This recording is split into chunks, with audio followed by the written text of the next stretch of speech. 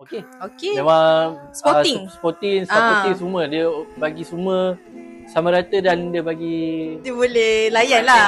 Dia boleh yes, layan betul. semua. Ya, betul. Sama-sama. Saya recommend Cik Fazli. Kalau boleh MC pun saya nak Cik Fazli juga. Cik.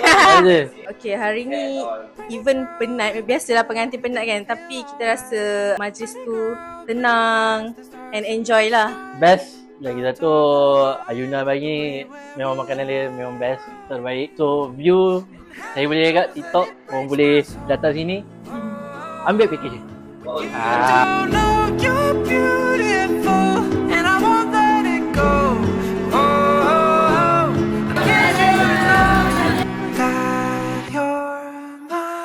Saya rasa hari ni memang teratur lah. Terima kasih sangat. Sebab saya pun tak sempat nak fikir flow majlis tu, nak buat satu-satu. So, nikah satu memang membantu sangat lah hari ni.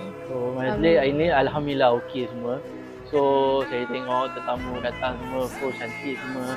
Dengan kru-kru pun banyak memahami dan dia bagi kerjasama yang baik lah. So, dekat sini semua yang terbaik dan teratur lah dia boleh bagi. Alhamdulillah, saya rasa bersyukur sangat Cik Fazli ada sebab dia memang teratur. Dia memang susun daripada A sampai Z, flow majlis tu teratur sangat. Alhamdulillah, saya bersyukur sangat. Terima kasih Cik Fazli. Just to get a glimpse of your face, and he traveled quite a way. 90 million miles to see you. Dia tenang, klasik.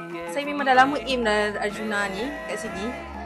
Daripada first dia nak buka, saya dah book sini dah. Sebab saya suka tema dia. Tema dia macam ni, santai, tenang. Tema klasik dan estetik lah. Estetik je. Saya suka estetik. So dia nampak estetik, so saya suka lah. Semua tetamu cakap, cantiknya tempat ni.